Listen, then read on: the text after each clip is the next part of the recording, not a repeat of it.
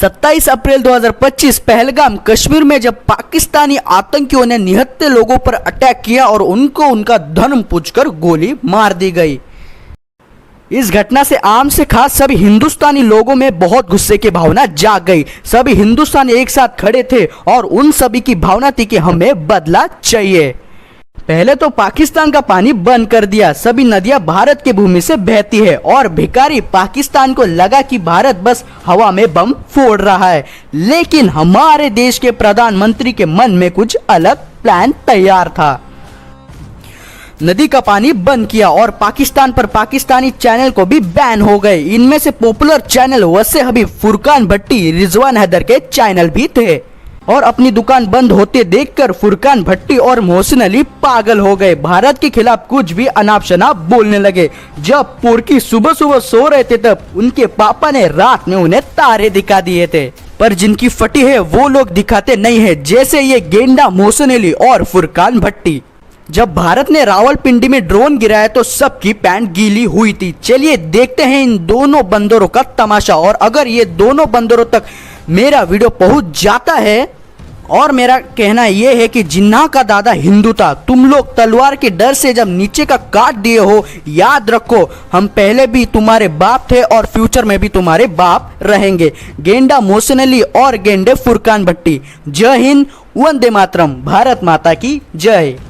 ये डिसाइड किया पाकिस्तान एयरफोर्स ने। पीएसएल हो गई रीशेड्यूल और आईपीएल हो गई सस्पेंड। आईपीएल नहीं होगी और पीएसएल होगी दुबई में। दोनों चीजों को अलग अलग डिस्कस कर पोस्टपोन हो गई है। पीएसएल का सीजन जो दुबई में हमें बताया गया था कि बाकी 8 मैच अब दुबई में होंगे, वो अब दुबई में भी नहीं होंगे। क्या इंडिया अब आईपीएल दुबई में करवाएगा? मुझे यह भी समझ नहीं आ रहा कि दुबई स्पोर्ट्स सिटी में पाकिस्तान के अपने बंदे बैठे हुए हैं। ये पीएसएल पोस्टपोन नहीं होनी चाहिए। बहुत गलत फैसले हो गए हैं। क्यों पाकिस्तान सुपर लीग दुबई में नहीं हो रही? दुबई ने इनकार किया है। क्यों इनकार किया है मैं आपको बताता हूं।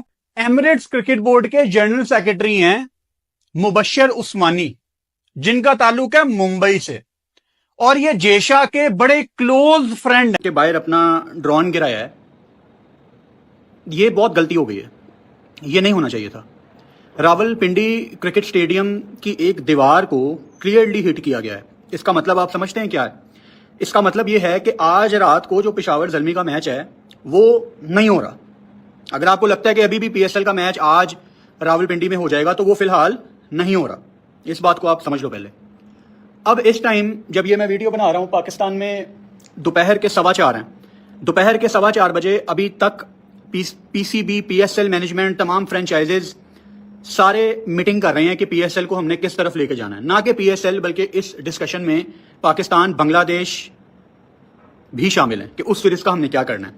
कुछ 2-3 अंदर की बातें मेरे पास यहाँ पे मुझे पता लगी। नंबर 1 ये कि आप पीएसएल को कराची मूव कर लें, लेकिन अगर आप पीएसएल को कराची मूव करते हैं तो उसमें भी आपको 3-4 दिन का ब्रेक चाहिए, क्योंकि ये जो ब्रॉडकास्टर्स होते हैं, ये जो इतने ज्यादा आपके कैमरे होते हैं, ये सारी जो ब्रॉडकास्टिंग टीम आपकी ट्रैवल करती है, ये एक आधे दिन में नहीं जा सकती। इनको कम से कम भी, अगर ये बहुत स्पीड पे भी काम करें तो इनको 2 से 3 दिन लगते हैं इनको सेटअप करने में। अपने वो 26-27 कैमरे ग्राउंड में सेट करने में इनको इतना टाइम लगता है। तो अगर तो पीएसएल कराची जाती है तो 3 से 4 दिन का गैप आएगा। लेकिन जो प्लेयर्स, गोरे प्लेयर, बाहर के प्लेयर पीएसएल खेलने आए हुए हैं, महीने से वो पाकिस्तान में हैं, क्या वो इस सिचुएशन में पाकिस्तान में रहना चाहेंगे या एक ऐसे कंट्री में जहां पे ये ड्रोन हमले किए जा रहे हैं? मेरा नहीं ख्याल कि कोई यहां पे रहना चाहेगा। दूसरी तजवीज, दूसरा मशवरा ये दिया गया कि आप पीएसएल के सारे मैचेस उठा के पाकिस्तान से बाहर कहीं ले जाएं। Now this is something interesting कि आप पीएसएल को दुबई ले जाएं, श्रीलंका ले जाएं, बाकी जो भी आपके मैच है वहां पे करा के रैप कर लें, पीएसएल को खत्म करें। एक बात आपको समझनी है कि पीसीबी को जिस हद तक भी जाना पड़ा पीएसएल के मैच पूरे करवाने के लिए, पीसीबी जाएगा। यहां पे मार्केट में इस टाइम इतना पैसा फंसा हुआ है, स्पॉन्सर्स ने अपने पैसे दिए हुए हैं, एडवर्टाइजमेंट कंपनीज ने अपने पैसे दिए हुए हैं। पीसीबी ये सोच भी नहीं सकता कि पीएसएल यहां पे रुक जाएगी, पीएसएल यहीं पे पोस्टपोन हो जाएगी वो कोविड के दिनों की तरह। ऐसा नहीं हो सकता। निकाल ले ड्रोन्स, फलाने तेरी तप्पड़ नहीं है। इतना बड़ा चौथी दुनिया की सबसे बड़ी एयरफोर्स, इतनी बड़ी आर्मी, इतना बड़ा जीडीपी। आ ना बेटा, आ रहा क्यों नहीं है? आ आ, हम तुझे कह रहे हैं जो जो तेरे पास है, इजरायली हमस निकाल, टम्मस निकाल, जो तेरे पास है निकाल। कहते हैं ऐसा गोदी मीडिया, ऐसा मोदी ने इनको पता नहीं अपनी क्या पिलाया हुआ है, क्या दी हुई है कि अगले कहते पाकिस्तानी जेट जो है ग्राउंडेड है।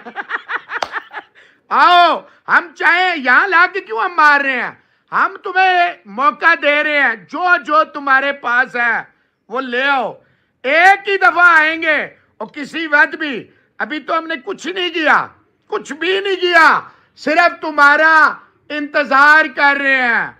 इंतजार, टिक टिक टिक टिक टिक टिक। सिंदूर, सिंदूर के बाद एक सुहाग रात होती है, एक सुहाग का दिन होता है। देखते जाए, देखते हो गौरव आर्या, तू बड़ी भौंकता भाई, मजा आता तेरा तिल पिलाना, तेरा सब। इंडिया वाला इससे सिर्फ एक सवाल करो, इसे को भागा क्यों था आर्मी से? अगर इतना माँ का शेर बब्बर है, यूपी का गड्ढे लेके पैदा होते हैं, तो बेटा भागा क्यों था आर्मी से? है तेरी गांड में इतना तप्पड़ है, तू जनरल आसिम नहीं। तुम्हारा रोना धोना बड़ा मजा आ रहा है, हम तो बहुत इंजॉय कर रहे हैं। हम ऐसे जैसे गुलाल से बचपन में ना कीड़े मकोड़े गिराते थे, 2 दर्जन से ज्यादा तुम्हारे कीड़े गिरा चुके हैं। आज तुम हमें हैप्पी दिवाली कह रहे हो, हैप्पी फलाना कह रहे हो, सियालकोट वाले कैसे हो, फलाने वाले कैसे हो। हम नहीं पूछेंगे कैसे हो, आप खुद बताएंगे कैसे है। जब आवाजें आएंगी, ये तो सिर्फ बातें करता है ना, चीखों की आवाजें। अब चीखों की आवाजें नहीं आएंगी, तुम गालियां दो, जो मर्जी करो, गाली नहीं दूंगा मैं तुम्हारी मिट्टी को, क्योंकि मैंने वादा किया किसी की मां